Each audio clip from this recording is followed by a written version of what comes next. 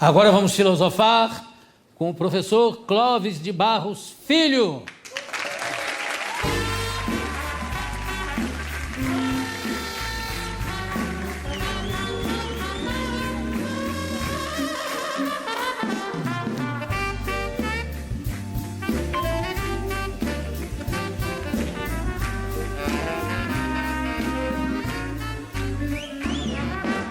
Professor Clóvis, filósofo, professor de ética da USP, e vai falar sobre as grandes questões da humanidade, entre outras coisas, que já não dá nem, né? Já é bastante coisa. O professor já ficou famoso aqui no programa quando confessou que gostaria de apalpar os glúteos de algumas alunas. Quase todas. De quase todas? E continua com essa... Ah, não tem dúvida. Sou fiel a essas inclinações. Não tem dúvida, não. Como é que ela se manifesta? Você passa a aluna... Jô, o desejo, ensina Platão, é Eros. E Eros é a busca do que faz falta. E o desejo se manifesta em nós sem que possamos controlar. Não são, portanto, objeto da moral. Moral é o que você vai fazer com esses desejos. As inclinações, elas são o que são. Elas são como um espetáculo que emerge no nosso corpo. E é claro, o apetite pelo toque glúteo, ele acontece toda vez que glúteos apetecíveis desfilam diante de mim e clamam por uma abordagem. Claro, não tem o que fazer. Glúteos apetecíveis são, trocando em miúdos, bundas gostosas. Bundas gostosas. O Bira tem uma bunda seca, fica rindo aí. Mas isso foi maravilhoso. Quando você falou isso aqui, já ganhou a plateia, claro. E eu fico pensando, qual foi a repercussão disso junto às suas classes de aula? Comentaram? Moças andando muito coladas no corredor e com os glúteos virados para a parede. Muito receio de me ter por trás, né?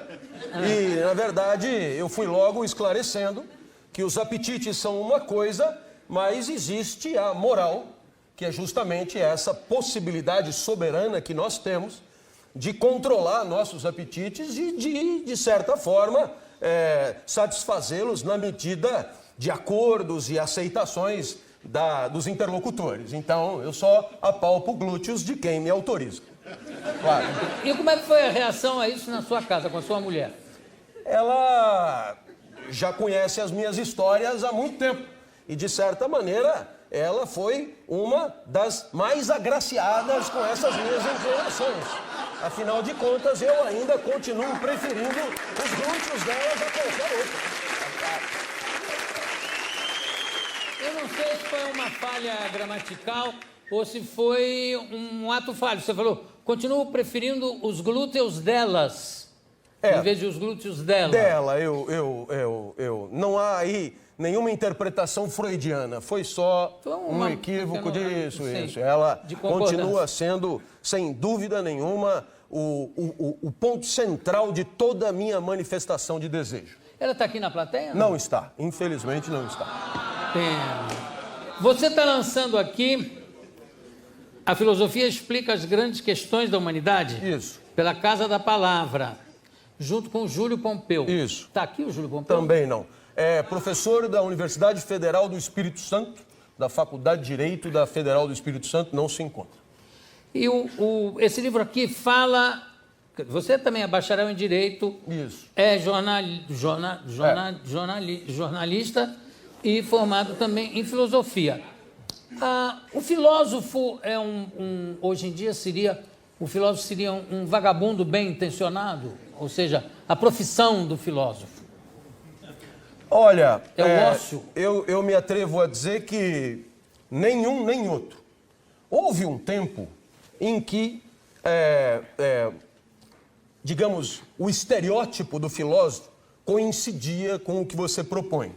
Mas a ideia do ócio não é a ideia do não fazer nada, do diletantismo coçante. Né? Não, a ideia do ócio... Coçante está se referindo coçante, ao saco. claro. O ócio, desde os gregos, é tempo para estudar. É o contrário do nec ócio, que é justamente a falta de tempo para estudar e para por fazer conta de negócio. outras escolhas, está fazendo negócio. Então é claro que o filósofo não só não é vagabundo no sentido contemporâneo, como é alguém que passa todo o seu tempo refletindo sobre as questões do seu mundo, do mundo contemporâneo, as questões concretas da vida e procurando, para além das certezas que compartilhadas por todos, buscar reflexões que possam problematizar essas certezas e, com isso, alcançar, digamos, melhores certezas, certezas mais contributivas para a nossa convivência, enfim, para a vida de cada um e assim por diante. Portanto, eu quero te interromper só para dizer o seguinte. Quando eu falei vagabundo, claro que eu estava brincando, mas era no sentido exatamente de você ficar ali pensando, filosofando, né? Pensando sobre a vida, né? E também o amor à vida, apesar de ter alguns filósofos que parece que não têm amor à vida, né? Que são muito pessimistas.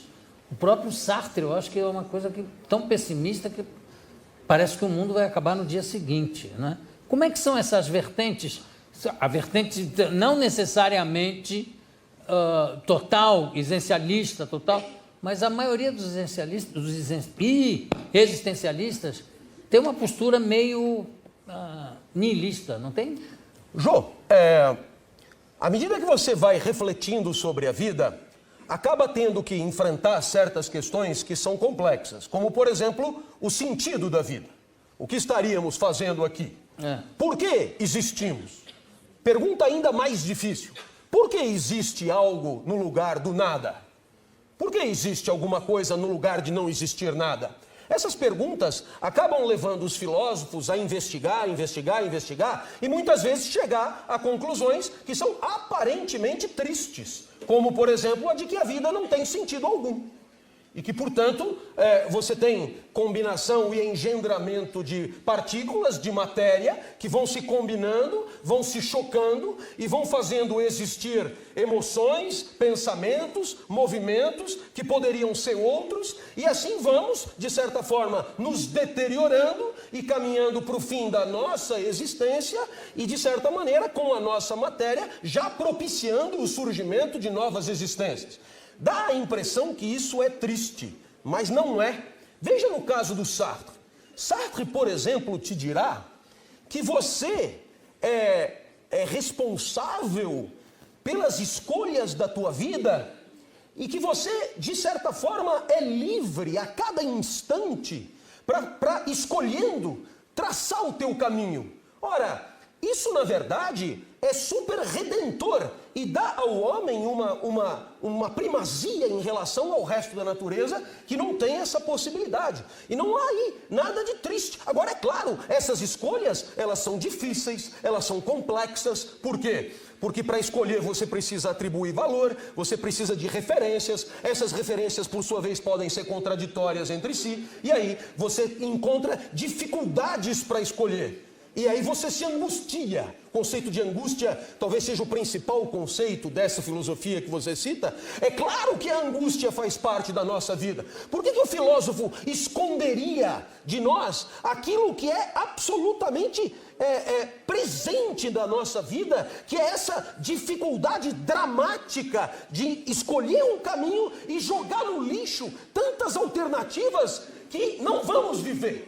Por que nós esconderíamos essa dificuldade de, depois de escolher, nos arrepender e pensar, puxa vida, se eu tivesse feito outra coisa, teria sido melhor? Porque eu não sei se você já percebeu, mas você nunca vive a tristeza de vidas que você não escolheu. Você só vive as tristezas da vida que você escolheu. Então você tem a impressão que, se tivesse escolhido diferentemente, teria vivido melhor. Veja só. Mas não todo mundo. Não, claro, mas o cara também diria... pode dizer assim, ainda bem que eu escolhi isso. Claro, não está ligado essa possibilidade. Sem querer tentar interrompê-lo, e já tentando, e já conseguindo, para perguntar o seguinte. A angústia vem do angst, do medo. Isso. Então a angústia seria um medo da vida que está levando? Do medo da vida? Mas o medo da vida e a vida entendida como uma vida livre. Em outras palavras, nós, diferentemente de gatos, pombos e samambaias, nós não somos escravos da nossa natureza. Nós podemos subverter, nós podemos escolher, nós podemos fazer diferente, podemos nos organizar diferentemente. Então é claro que essa liberdade nos constrange à escolha.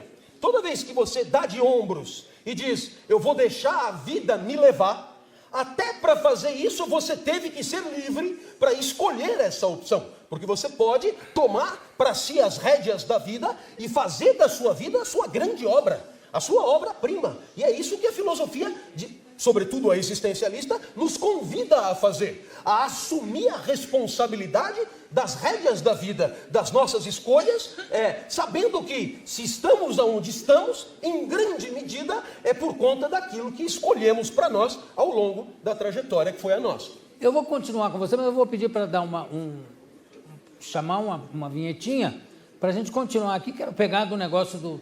Ainda falando do Sartre um pouco, William, por favor. Tenho aqui ao meu lado o professor Clóvis de Barros Filho. A gente estava falando, claro que é possível, de repente o Sartre era do Partido Comunista francês, aí saiu do partido, aí quando ele volta ao partido, ele proíbe que montem uma peça como As Mãos Sujas, porque era uma peça que criticava o Partido Comunista. Como é possível a um grande filósofo se filiar a esse ou aquele movimento político, como dizem que o Heidegger também era um grande simpatizante do nazismo? Como é que é possível isso, um grande pensador, se filiar a esse ou aquele movimento político? Veja, Sartre sempre foi um pensador engajado e, portanto, nunca se furtou a se posicionar. E quando você se posiciona, necessariamente você abre mão de princípios em proveito de outros princípios. Mas precisa ser partidário? Precisa chegar nesse nível de partidário? Não precisa, mas isso é consequência da história dele. Não Entendi. cabe a mim aqui nem justificar, porque seria preciso recuperar e resgatar o contexto histórico em que essas escolhas foram feitas. É preciso lembrar que nós vivíamos, Sartre viveu momentos muito quentes da história do século XX, como claro, a questão da Argélia, a Segunda Guerra Mundial e até mesmo a própria década de 60, com todos os movimentos libertários e assim por diante. Então é claro que seria preciso resgatar o contexto histórico preciso em que essas medidas, essas escolhas foram feitas. Do Heidegger também, a mesma coisa. Do Heidegger também. Quer dizer, evidentemente, eu poderia aqui tentar, não temos tempo para isso, explicar por que Heidegger chegou à conclusão de que um sistema totalitário naquele momento seria a melhor solução europeia entre os absurdos do liberalismo americano e os absurdos do comunismo soviético. Mas eu não tenho tempo. Agora, só uma observação para você ver como é rica e alegre a filosofia da angústia, se você me permitir, pode parecer contraditório. Vamos imaginar uma proposta aos moldes da filosofia grega. O que diziam os gregos? Se você for perguntar, por exemplo, para Aristóteles o que é ética, ele que é uma espécie de pai fundador, e Aristóteles dirá, ética é o pleno desabrochar das próprias potências. A ética, portanto, é uma reflexão sobre a vida entendida no seu pacote todo. Ele chega a dizer que para fazer ética é preciso avaliar a vida depois que ela acaba, porque até o final você tem a chance de viver bem. É uma análise da vida como um todo. É muito diferente do que a gente entende por ética hoje, que é uma reflexão sobre as condutas isoladas. Os gregos entendiam a ética como uma reflexão sobre a vida. Muito bem, você perguntará o que a vida tem que ter para que eu possa considerá-la bem-sucedida. E Aristóteles dirá, é preciso fazer desabrochar as potências que são as tuas. É como se você fosse uma muda de uma planta. Essa muda tem a potência de se tornar uma grande árvore, mas ela pode não vingar. A vida que vinga é a vida bem-sucedida. Eu poderia até te dar um exemplo da minha própria trajetória. Aliás, eu queria voltar para isso. Até os 13 anos eu vivi muito mal. Tristemente. Eu era um CDF ortodoxo, hoje chama de nerd, né? Tirava 10 em tudo. Mas você falava vivi muito mal no sentido econômico também? Não, no sentido existencial. Existencial. A gente volta. Bravo!